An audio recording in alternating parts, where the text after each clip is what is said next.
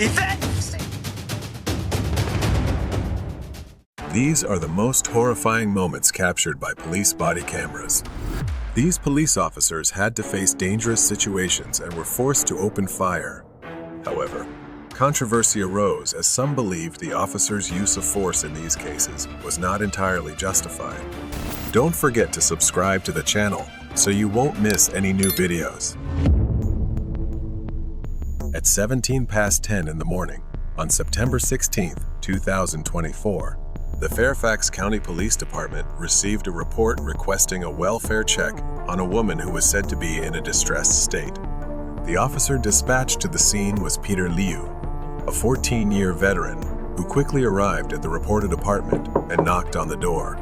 Sydney Wilson, 33, wearing a bathrobe, opened the door and said hello twice before abruptly slamming it shut without answering any of the officer's questions.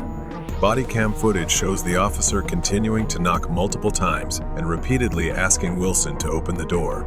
After nearly 3 minutes of attempts to persuade her, the woman suddenly reappeared, smiling and calmly asking, "How are you?"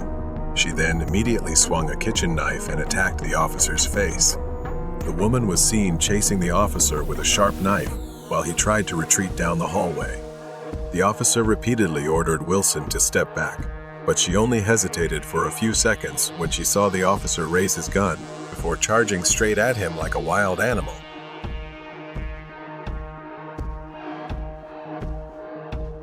Moments later, the knife-wielding woman launched multiple attacks on the officer's face, forcing him to fire his weapon. The attacker was shot 3 times before collapsing to the ground. The footage shows blood dripping from the officer's head onto his hands and the floor as he radioed for medical assistance. Despite being injured, the officer rushed to the woman who had just attacked him and asked if she was okay. The woman's groans after being shot left a haunting impression on viewers. The officer, his face covered in blood, sat beside the woman and waited for backup to arrive. When additional officers arrived, they attempted to revive Wilson but were unsuccessful. Other life-saving measures were taken, but the victim succumbed to her severe injuries at the scene. Fairfax County Police later released the footage, stating that the officer did everything possible to de-escalate the situation, but was trapped in the hallway, leaving him with no choice but to fire his weapon. Police confirmed that Wilson was pronounced dead after being transported to a nearby hospital, while the officer was also taken to the hospital for treatment of his injuries, which were fortunately not life-threatening. Many online viewers, after watching the bodycam footage, remarked that it was horrifying, like a scene straight out of Resident Evil, where a man desperately fires multiple shots at a monster as it keeps charging at him. In an incident from October 2020, a completely naked man, in a highly agitated state, smashed a glass window and ran out of his home. He screamed that he would kill the officer while charging toward him, his body covered in blood, a scene straight out of a horror movie. And now, here's the full sequence of events captured by the police body cam. On the morning of October 19, Ethan Freeman, 37, was found sprawled in the lobby of a local school, repeatedly complaining of chest pain and demanding that the police call an ambulance immediately. Officer Matthew Yao of the Thornton Police Department arrived at the scene to assess the situation. Everything seemed to be going smoothly. Ethan was escorted onto the ambulance to be taken to the hospital. However, his sudden actions afterward left the officers bewildered. The man suddenly bolted, despite Officer Yao's efforts to chase after him and order him to stop. Later that afternoon, a neighbor living in the same apartment complex as Ethan called 911 after hearing strange noises coming from his unit. Officer Yao responded to the call and arrived alone outside Ethan's apartment. Yao discovered the man inside his home, naked, covered in blood, and visibly agitated. Ethan told the officer that he wanted to die, that he was bleeding, and demanded that the officer call an ambulance immediately. Ethan Freeman shouted profanities, hurled insults, and repeatedly threatened to kill Yao, who remained calm as he had earlier in the day. Yao attempted to de-escalate the situation, telling him, "I want to help you." However, Ethan Freeman continued his death threats, escalating the confrontation. Bodycam footage shows that Ethan never stopped making threats or showed any signs of complying with Officer Yao's repeated commands. Ultimately, he jumped out of a window and charged at Yao, resembling a crazed monster. The officer faced Ethan, who was naked, covered in blood, and out of control, while holding a broken piece of furniture. The officer ordered him to step back 5 times before firing his weapon. Ethan Freeman was shot dead at the scene. An autopsy later confirmed that Ethan Freeman died from 2 gunshot wounds to the chest.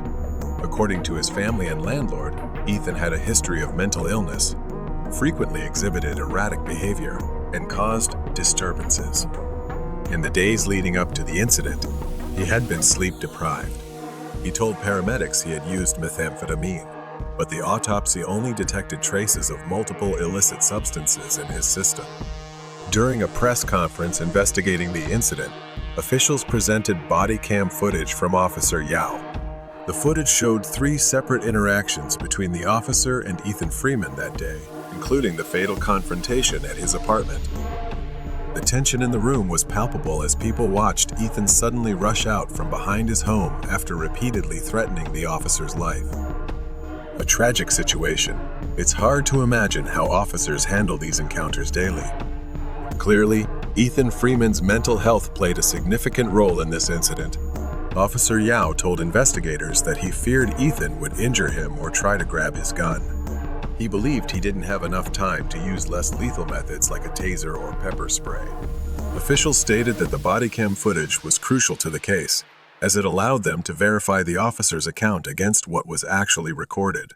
Investigators later concluded that the officer had no time to put away his firearm and switched to non-lethal defense. They affirmed that Officer Yao had only seconds to react and acted lawfully. The case of the unarmed man being fatally shot by police in New Hampshire was ultimately ruled justified. Deputy Attorney General Jane Young announced that no criminal charges would be filed. Sunday, May 7, 2023, in Charleston County. Deputy Sheriff Evan Cubbage and his colleague pulled over a vehicle at around 3:45 in the afternoon on Savannah Highway near Ravenel. After a brief and friendly conversation with the 2 individuals in the car, Cubbage called for backup. As the second officer approached the vehicle, the man inside suddenly opened fire. The shooter was later identified as 28-year-old James Rakeem Pierce. He was shot and pronounced dead at the scene. The female driver was unharmed in the shootout. She was arrested shortly after for further investigation. The shooter struck Deputy Sheriff Evan Cubbage 3 times. He was immediately taken to the hospital for treatment. Fortunately, despite the severity of his injuries, they were not life-threatening, and he was discharged that same evening. This traffic stop highlights the dangers our officers face every day. Sheriff Kristen Graziano said to the press regarding the incident, "They put themselves in harm's way. We are very fortunate that both officers survived this incident." The sheriff's office stated that both officers involved in the shooting were placed on administrative leave with pay, as per protocol. New York police shot a woman after she smiled and pulled a knife to attack them. Intense footage of the shooting incident occurred on April 29, 2022, while police were responding to a domestic dispute involving 34-year-old Jamie Faith. At the time of the shooting, Faith was living with her partner and their 3 young sons in Hyde Park, a town nearly 2 hours from Manhattan. In a 911 call, Faith reported that her boyfriend had been violent toward her and their children. When officers arrived, 2 of them escorted Faith's boyfriend outside. The man told police that the couple had been going through a very difficult 2 months. Meanwhile, another officer remained inside the house to reassure Jamie Faith. The video shows an officer leading Faith from the bedroom into the living room when she suddenly pulled a knife from her pants. The officers immediately tackled the woman to the ground, attempting to wrestle the weapon from her hand, but Faith fiercely resisted. One of the officers repeatedly shouted, "Knife! Knife!" and radioed 911, "Send another unit.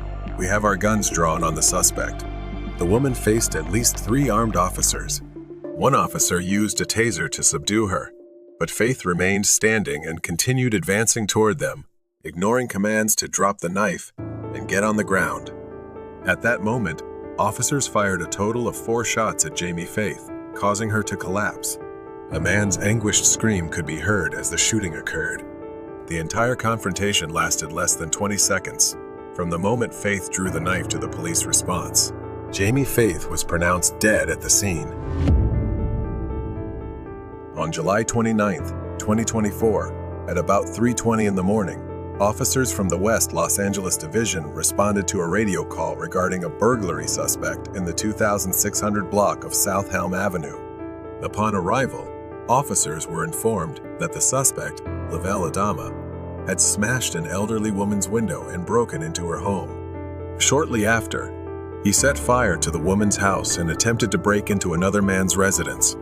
Los Angeles Fire Department personnel arrived at the scene and spotted Adama inside the house.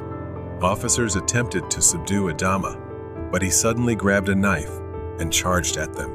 One officer fired 2 rubber bullets at Adama and ordered him to surrender, but he remained barricaded inside with the weapon. The Metropolitan Division SWAT team was then deployed and quickly established a perimeter. Adama was later seen climbing out of a side window, draped in a blanket. SWAT officers issued multiple commands for Adama to raise his hands, drop the blanket, and comply. Several warnings about the use of force were also given. However, Adama refused to comply. Instead, he raised his right arm, revealing a large knife, and charged toward the officers. His second sudden attack forced police to open fire. Adama was shot, fell to the ground, and dropped the knife.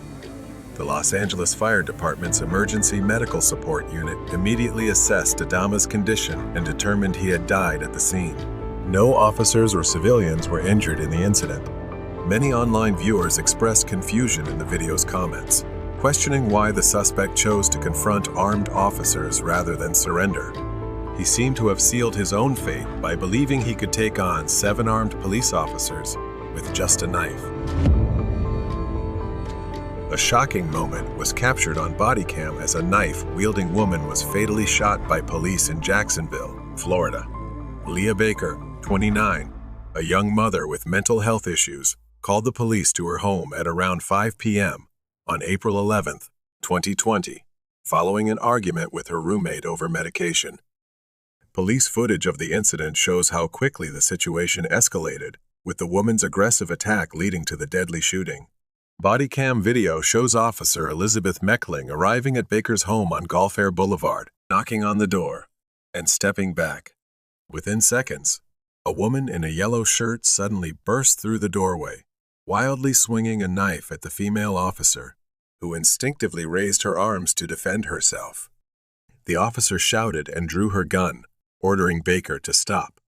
The woman immediately dropped the knife, but, instead of surrendering, picked it up again and attempted to attack the responding officers. Gunshots rang out. The woman appeared almost zombie-like. Despite being shot multiple times, she remained standing. More officers arrived at the scene, and the wounded officer was quickly treated for her injuries. Baker collapsed but still clutched the knife and began attacking a police K-9. Officers swiftly moved in to restrain and subdue the woman.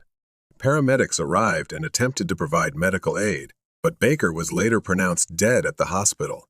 In August 1817, the state attorney's office ruled that the officer's use of deadly force was justified. This was one of 14 officer-involved shootings involving the Jacksonville Sheriff's Office since November 2018 that had been cleared. A mentally ill person can be just as dangerous as anyone else and can kill you. You have to protect yourself and others. So the officers were right to use deadly force, one officer commented on Baker's death. As seen in the video, when police knocked on the door, the woman in yellow lunged at the officer in an instant. Had the officer not stepped back, she could have been stabbed in the torso, face, or even the neck. Baker's family later held a memorial rally on July 19 to remember her.